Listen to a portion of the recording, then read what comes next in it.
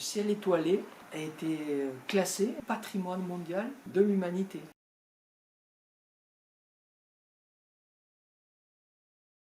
Quelques milliardaires se sont arrogé le droit de passer outre ce patrimoine. Mais on a déjà des témoignages de personnes qui nous contactent en nous demandant ce à quoi ils ont assisté. Ce sera le cas partout dans le monde. Vous aurez cela en permanence.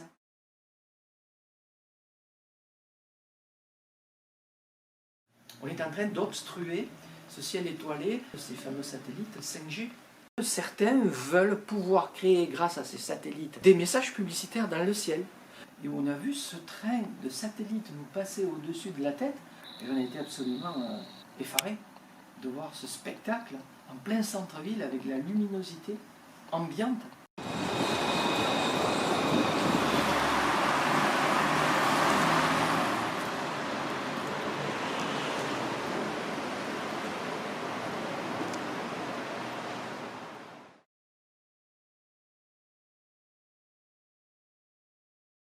Dans un premier temps, pour tous les amoureux du ciel, par exemple ceux qui souhaitent simplement regarder le ciel avec les étoiles comme des objets fixes dans le ciel, immuables à l'échelle humaine, eh bien le ciel va se mettre en mouvement.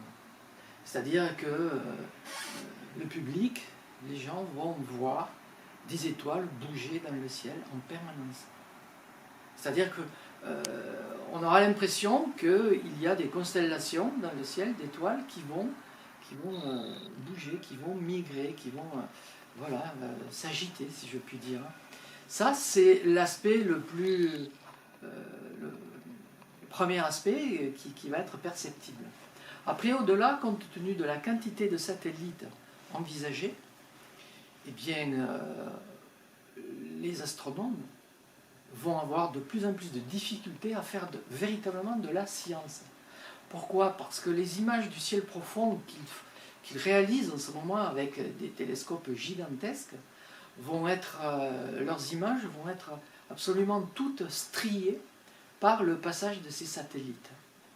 Il faut quand même imaginer que n'importe où, une fois que le projet aura été dans sa globalité réalisé, n'importe qui sur la tête aura en permanence plus de 400 satellites en mouvement. 400 satellites, c'est absolument faramineux.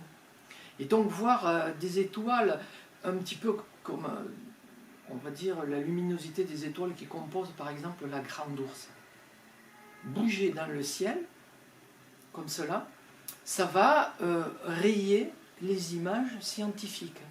Et donc il sera absolument assez difficile, je vais dire, à les extraire de ces photos, de ces images-là, pour pouvoir faire de la science, c'est-à-dire faire de l'analyse derrière, qu'elle soit spectroscopique ou photométrique ou astrométrique, parce qu'on aura sans arrêt des objets qui vont donc perturber ce travail scientifique de fond que réalisent les astronomes depuis maintenant qu'ils observent le ciel, avec des instruments modernes. Voilà, donc c'est vraiment un domaine qui va être gravement perturbé par ces satellites.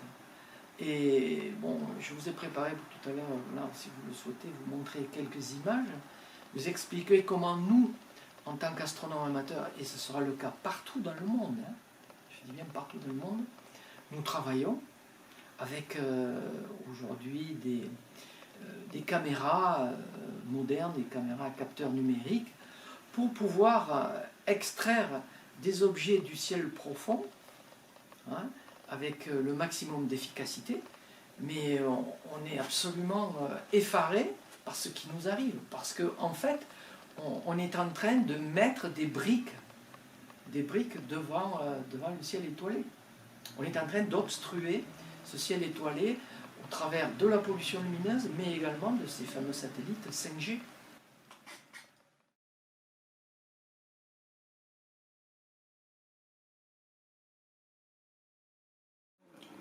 ciel. Oui, je peux vous l'assurer, pour avoir été témoin moi-même, il n'y a pas très longtemps, ici sur les terrasses de la Babotte, nous faisions avec des amis des observations du ciel, où on a assisté au lancement d'une fusée de Elon Musk, Starlink, et où on a vu ce train de satellites nous passer au-dessus de la tête, et on a été absolument effarés de voir ce spectacle en plein centre-ville avec la luminosité ambiante, la pollution lumineuse, de voir ces points se déplacer comme cela sur la voûte céleste.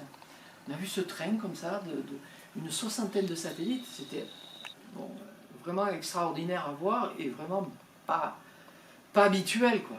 Nous, en tant qu'observateurs, on le remarque assez facilement.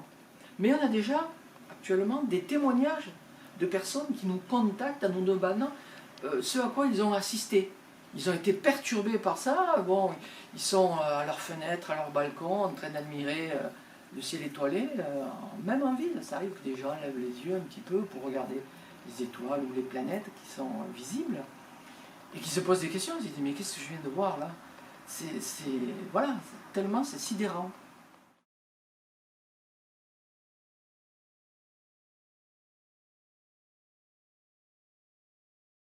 Comme je vous l'ai dit, en fait, vous aurez des points lumineux dans le ciel équivalents aux étoiles principales observables telles que l'on voit au niveau des constellations habituelles, hein, des étoiles de luminosité de la Grande Ourse, par exemple, voire d'Orion.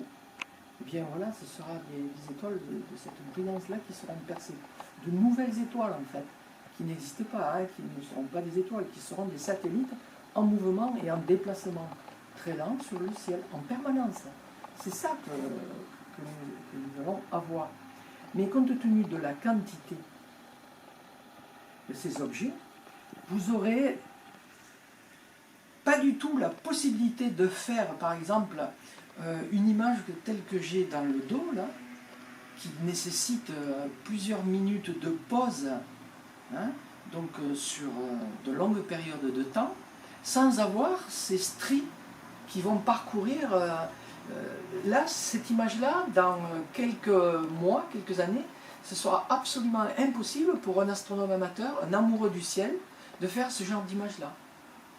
Et au-delà, compte tenu du nombre envisagé, l'horreur absolue voudra que eh bien, vous aurez cela en permanence. Et surtout, une période, là on a calculé à peu près ça, les astronomes ont commencé déjà à faire des projections. De mai à août, vous aurez en permanence toute la nuit ce genre de phénomène. Il n'y aura que lors des périodes hivernales, en fonction de la position du soleil derrière l'horizon, qu'on aura peut-être des petits créneaux où le ciel semblera relativement noir et sans objet, mais en réalité, ceux qui travaillent sur le ciel au travers d'instruments de télescope avec des caméras CCD ou autres, ou des appareils photonumériques, auront toujours, parce que les capteurs sont ultra performants aujourd'hui, verront ces objets-là défiler devant leurs images. Et ce sera extrêmement difficile de les extraire. Un amoureux du ciel qui va photographier une galaxie, par exemple, pour essayer de voir s'il y a une étoile qui a explosé au sein de cette galaxie. Eh bien, pendant son temps de pause, hein, s'il pose pendant demi-heure, trois quarts d'heure, cumulées, par tranche de 2-3 minutes, il aura toutes ces images polluées. Comment va-t-il faire pour avoir une image intègre sans ces objets-là? Ce sera absolument impossible.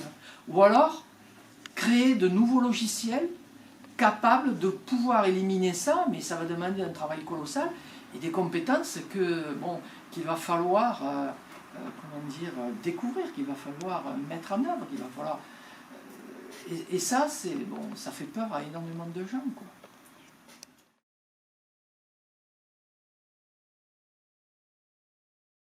La meilleure chose à faire, évidemment, c'est de diffuser l'information, de diffuser, de parler de ce problème le plus largement possible autour de nous. Et ça, c'est ce que nous faisons maintenant régulièrement. Moi, je dois dire qu'à chaque visite de l'observatoire par le public, je parle systématiquement de la pollution lumineuse et de ce projet à venir, qui est déjà en cours, malheureusement, pour expliquer aux gens ce qui les attend, quoi.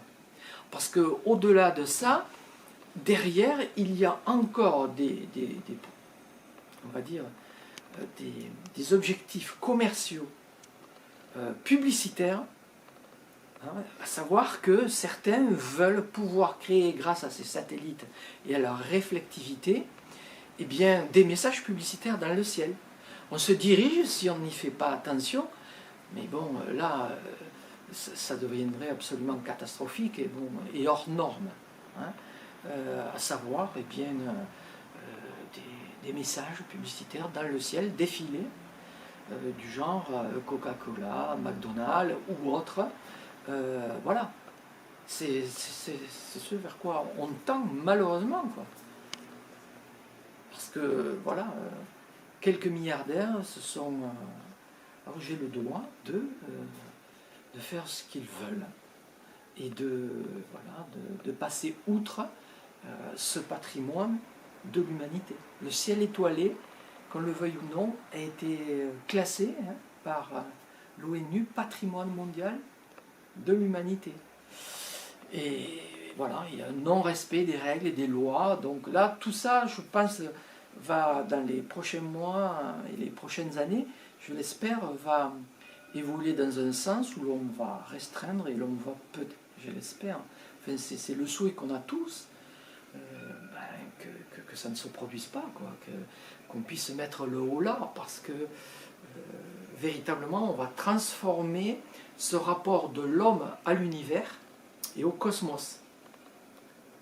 On ne verra plus le ciel comme il était à l'origine de l'humanité, et on n'aura peut-être plus ce recul, ce questionnement face au monde cosmique. C'est une question philosophique fondamentale qui habite l'humanité depuis toujours. Quelle est notre position dans l'univers? Pourquoi on est là? C'est quoi ce que je vois dans le ciel? Ça correspond à quoi? Pourquoi c'est là? Pourquoi moi je suis là? La Terre, le Soleil, toutes ces interrogations que nous avons tous, plus ou moins, eh bien, qui risquent de disparaître.